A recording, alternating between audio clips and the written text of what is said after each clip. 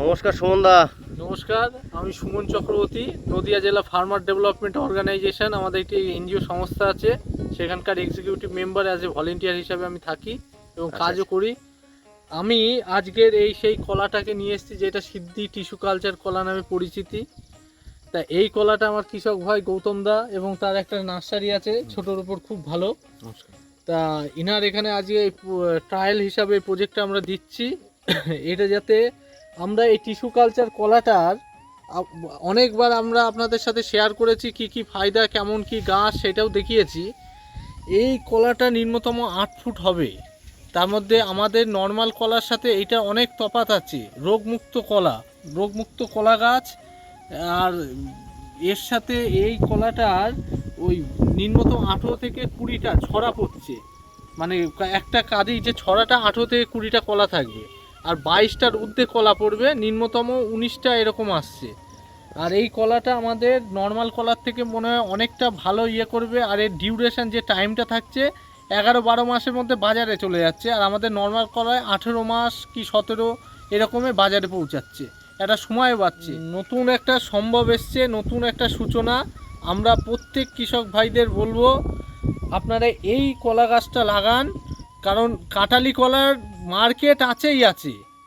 কাঁঠালি কলার market নেই এরকম নয়, অন্য কিছু যেমন মার্কেট নাও থাকতে পারে। কাঁঠালি কলায় সবাই পরিচিতি আছে, সবারই দরকার, নিত্য নতুন প্রতিদিন লাগে। এই কাঁঠালি কলাটা 2 টাকা 4 টাকা যাই হোক, এটা বিক্রি আছে। মার্কেট নিয়ে আপনাদের কোনো অসুবিধা নেই। আর এই চারার খুব ফলনটাও ভালো। আর নতুন টিস্যু কালচারের মধ্যে মনে হয় এই প্রথম এই সিদ্ধি টিস্যু কালচারের এই কলাটা বেরিয়েছে। আপনারা এইটা নিয়ে চাষ করুন। আচ্ছা দাদা, আমার একটা প্রশ্ন আছে।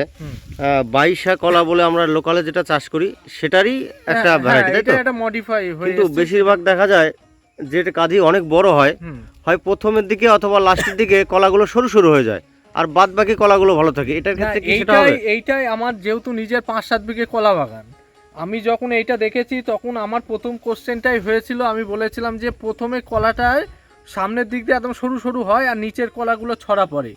তারা বলছে কি কোনোভাবে এইটা নয়, কিন্তু ওই কলার তেলটাকে বেশি রাখবেন না। আমাদের মধ্যে অনেকটা আছে ওই পুরো অন্ধকার টাইপের হয়ে যায়। আচ্ছা, মানে 2-3টে বেশি তেল রাখবেন না গাছের গোড়ায়। একটা গাছের গোড়ায় একটা থাকলে ভালো হবে। 22টা-23টা পড়ে যাচ্ছে, আপনি পারলেন না ওই জায়গাতে কলার ছড়াগুলো কেটে দিন। যে 22টা-23টা নিচের যে ছড়াটা পড়ছে, মানে লাস্টের দিকে মোচা কাটার সময় একটু অ্যাডভান্স কেটে দিতে হবে, একটু পারলে কেটে দেবেন। আচ্ছা। আর তা নাহলে সেইভাবে যদি সার বা দেন, এই কলাটাই আপনারা প্রথমে আমরা সবাইকে বলছি 5 বিঘে 10 বিঘে এরকম নেই, আপনি 1 বিঘে করে আগে দেখুন। 1 বিঘে করে তারপর নিয়ে করুন। আমাদের এই কলাটা খুব খুব ভালো জাত, এবং মানুষের কত টাকা তো কত দিকে যায়। 1 বিঘেতে হার্ডলি মনে হয় 200-250টা মতন চারা লাগবে। সেইটা আপনি ক্যালকুলেশন করেই দেখুন। এইটা করে আপনি এই চাষটা করে দেখুন, আশা করি বিশাল সম্ভব, বিশাল নতুন সূচনা। আর এত পরিমাণে ভালো রেজাল্ট পাবেন আপনাদের মানে ভাবার বাইরে। আচ্ছা, এর রোগ পোকামাকড় কেমন? রোগ আমাদের নর্মাল যেমন তেমনই হয়, যেমন নর্মাল আমাদের যে চাষ তেমনই হয়। এতে ওই যে এঁটে লাগা বা এঁচে টাইপের এইগুলো হয় না। আর এইটাই বলা হচ্ছে যেন একটু জল ঝরা জমি লাগাতে হবে, উঁচু জায়গা। হ্যাঁ, একটু উঁচু জায়গা, জল ঝরা, একদম জল থাকলে গাছটা মরে যাবে। আর এই লাগানোর নিয়মটা হলো, এই লাগিয়ে দিয়ে যেহেতু টিস্যু কালচার, তো দেখবেন 2-3 মাসের মধ্যে মানে খুব তাড়াতাড়ি বাড়বে। আর এর সাথে একটা খুঁটি টাইপের কিছু দিয়ে প্রথমে বেঁধে দিতে হবে, না এই নরম গাছ এরকম দমকা হাতে ভেঙে যেতে পারে। এটাই মানে প্রথম অবস্থায় একটু সাপোর্ট দিতে হবে। হ্যাঁ, যেমন আমরা কাঁঠালি চাষ করি তেমন ভাবে আপনারাই করুন, তেমনই করুন। পারলে গ্যাপ রেখে রেখে ঠিক সেম প্রসেসেই করুন। আচ্ছা, একটা গাছ থেকে আরেকটা গাছের দূরত্ব কত হলে ভালো হয়? আমরা বলি 6 ফুট বাই 6 ফুট, কিন্তু এটা আমরা বলছি 8 ফুট বাই 8 ফুট করেই করুন। আচ্ছা, এই গাছের হাইট কেমন হবে? এটা 14 ফুট পুরো গাছের হাইট হচ্ছে 14 ফুট এরকম। আচ্ছা, কিন্তু কাঁদিটা 8 ফুট পড়বে, আর 6 ফুট কি 5 ফুট থেকে ছড়াগুলো পড়বে।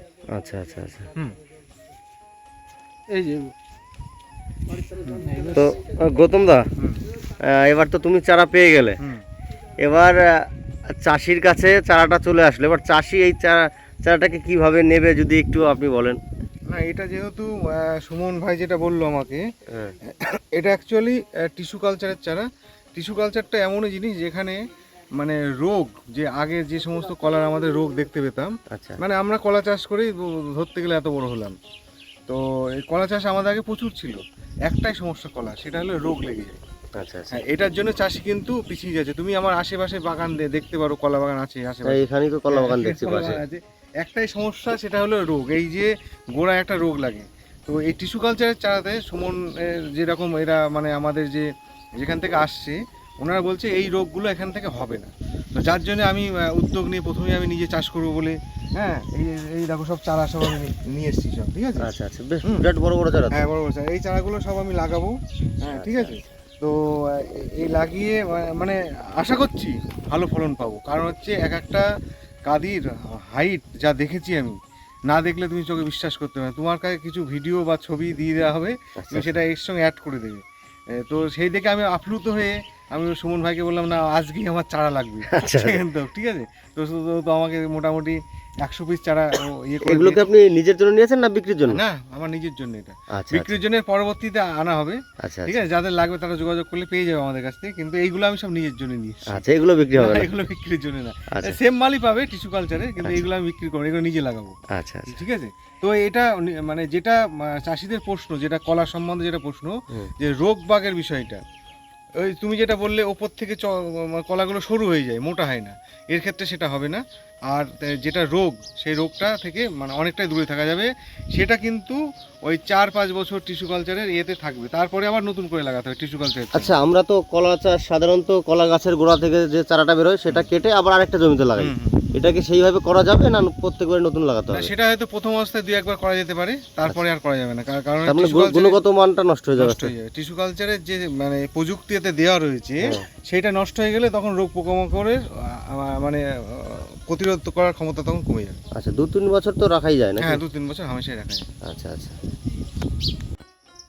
তো গৌতম দা, হ্যাঁ, একটা ছোট্ট কাঁদিতে দেখছি অসংখ্য কলা ধরে আছে, কিন্তু এই কলার যা সাইজ, এ তো 50 পয়সা পিছেও বিক্রি হবে না। এটা কি জাতের কলা বলো তো আগে? এটা হলো আমাদের যে দেশি 22 কলা বলছে, সেই 22 কলা, যেটার জন্য আমরা টিস্যু কালচারের কথা বলছি। এটা এক ধরনের রোগ, যে কলার সাইজ ছোট হয়ে যাওয়া, হ্যাঁ, বা কলার সাইজ মানে কম পড়া, এটা হচ্ছে এক ধরনের রোগ। এই রোগগুলো আমাদের এই যে টিস্যু কালচারের চারাটা নিয়ে আসা হয়েছে, সেক্ষেত্রে এই রোগগুলো কিন্তু আসবে না। আচ্ছা আচ্ছা। সবগুলো কলা সমান সাইজের হবে।